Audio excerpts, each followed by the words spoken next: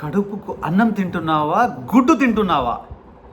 నాకు ఈరోజు ఎపిసోడ్ చూసిన తర్వాత, అదే అక్టోబర్ 3 ఫ్రైడే ఎపిసోడ్ చూసిన తర్వాత నాకు అలాగే అనిపించింది. ఇంత చండాలమైన క్యారెక్టర్ పెట్టుకొని ఎదుటి వాళ్ళ ప్రోటీన్, ఎదుటి వాళ్ళ ఫుడ్ను ఒక్కటి లాక్కొని తీసుకొని పీక్కొని వెళ్ళి స్టోర్ రూమ్లో 7 గుడ్లు తింటున్నాను, నాకు పీకల లోతు వరకు ఫుడ్ ఉంది, స్టఫ్ అయిపోయింది అని బిగ్ బాస్కు చెప్తున్నాడు. అండ్ ఆ బిగ్ బాస్ ఏం చేశాడో ఎవ్వరికి ఏం చూపించలేదు. నేను ఎవరి గురించి మాట్లాడుతున్నా నాకు ఇప్పటికీ నాకు తెలిసి ఈ పాటికి మీకు అర్థమై ఉంటుంది. ఎస్, సంజన గురించే మాట్లాడుతున్నాను. ఇంత కక్కుర్తి ఏంటరా బాబు, నాకు అర్థం కావట్లేదు. నీకు ఎదుటి వాళ్ళ అంటే ఫుడ్ను లాక్కొని తినేంత దౌర్భాగ్య స్థితిలో ఉన్నావా నువ్వు? ఇంత చండాలమైన బతుక అంటే ఎదుటోళ్ళు వాడికి పస్తులున్నా పర్లేదు, వాడి తిండి తినకపోయినా పర్లేదు, వాడికి ప్రోటీన్ అవసరం లేదు, వాడికి హెల్త్ అవసరం లేదు. నీతో పాటు ఇంతమంది ఉన్నారు, అమ్మాయిలు ఉన్నారు, అబ్బాయిలు ఉన్నారు, రకరకాల ఏజ్ గ్రూపులు ఉన్నారు, రకరకాల కాంప్లికేషన్స్తో ఉన్నారు. అండ్ వాళ్ళు ఎవ్వరికి ఏ ఫుడ్ అవసరం లేదు, నువ్వు ఒక్కదానో ఫుడ్ తింటే చాలు. మొన్న కొట్లాడి అనవసరమైన దానికి కొట్లాడి తనూజతో క్యాప్టెన్సీ అంటున్నా మన హెడ్ కిచెన్ హెడ్ పొజిషన్ లాక్కున్నావు పవన్ ద్వారా.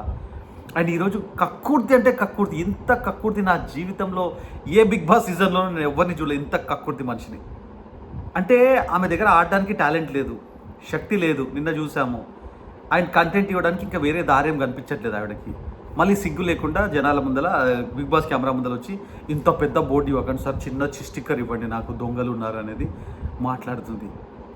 అంటే ఇంట్లో కేవలం దొంగతనం చేయడము, ఎదుటి వాళ్ళ ఫుడ్ లాక్కొని తినడం తప్ప ఈవిడకి ఏది రాదు. అది ఈ రోజుతో క్లియర్గా అర్థమైపోయింది. అంత గొప్ప మహానటికి, అంత గొప్ప దొంగకి ఓట్లు వేసే వాళ్ళందరికీ ఒక నమస్తే పెడుతున్నాను నేను, సపోర్ట్ చేసే వాళ్ళందరికీ ఇంకో నమస్తే పెడుతున్నాను. అండ్ అట్లాంటి వాళ్ళ కోసం అనవసరంగా త్యాగం చేసిన వాళ్ళు ఎంత పిచ్చోళ్ళు అనేది క్లియర్గా అర్థమవుతుంది. పాపం తెలియదు కదా వాళ్ళకు. ఫన్ కాదు ఇది, మాత్రం 100% ఫన్ కాదు. ఫన్ అంటే ఒకవేళ మిస్ అయినా కూడా ఎదుటివాడు ఓకేలే పర్లేదు కొద్దిగా ఫన్ జనరేట్ అని నవ్వుకోగలగాలి. కానీ వాడి ఫుడ్ లాక్కొని తినడం అనేది అస్సలు 1% కూడా కరెక్ట్ కాదు. నా దృష్టిలో అయితే కరెక్ట్ కాదు. ఇది చాలా క్రైమ్ యాక్చువల్లీ. ఎందుకంటే బిగ్ బాస్లో మేజర్గా ఫుడ్ దగ్గరే కొట్లాట్లు వస్తాయి, కిచెన్ దగ్గరే కొట్లాట్లు వస్తాయి, ప్రతి ఒక్కరికి తెలిసిన విషయమే. అండ్ నాగార్జున గారు డే 1 స్టేజ్ మీద కూడా మళ్ళీ చెప్పారు కిచెన్ దగ్గర నుంచి స్టార్ట్ అవుతుంది అని. ఇంత చండాలం ఏంటి నాకు అర్థం కావట్లేదు.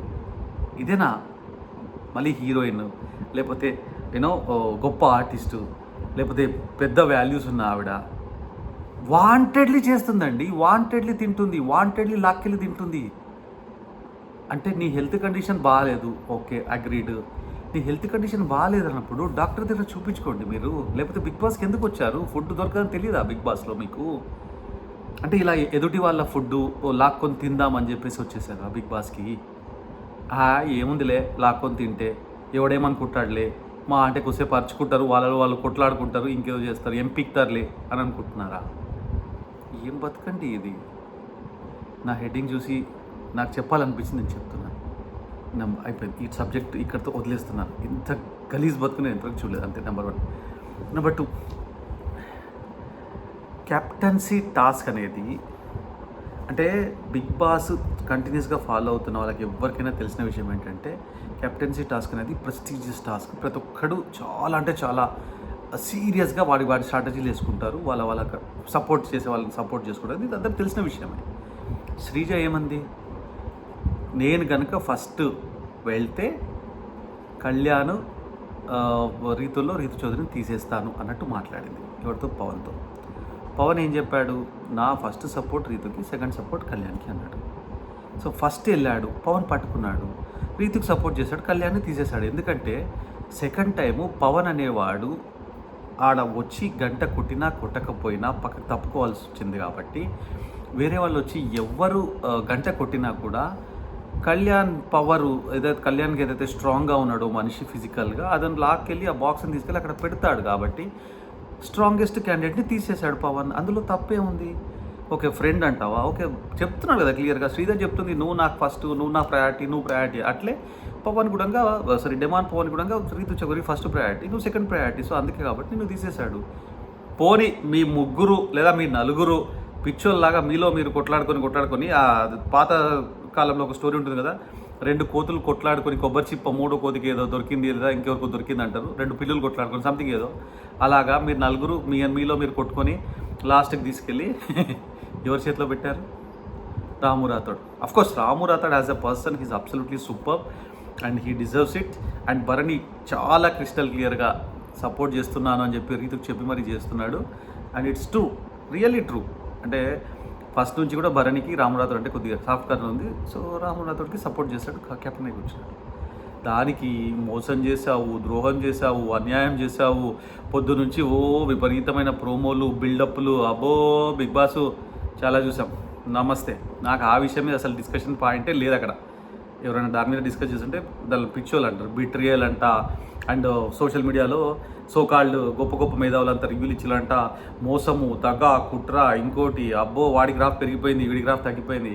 ఇదంతా సోది పంచాయతీ చెప్పకండి అబ్బా. Be practical. అక్కడికి వచ్చేసరికి ఎవడు కావాల్సిన వాళ్ళు వాళ్ళకి ఇచ్చుకుంటారు, అంతే సింపుల్. తెలిసిపోయిందంట, తెలిసిపోయింది అంతే. వాడికి వాడు ప్రయారిటీ, వీడికి ఆ అమ్మాయికి వాడు ప్రయారిటీ, ఈ అబ్బాయికి ఆ అమ్మాయి ప్రయారిటీ, అంతే సింపుల్ లాజిక్. ఏం లేదు అందులో. పాపం మధ్యలో ఇమాన్యుయల్ బలి అయిపోయాడు, అదొకటే బాధగా ఉంది యాక్చువల్లీ. ఇమాన్యుయల్ న్యూట్రల్ క్యాండిడేట్ ఉండి అందరు సపోర్ట్ చేసేవాళ్ళు, సపోర్ట్ చేయకుండా. Okay, let's wait and see. Bye.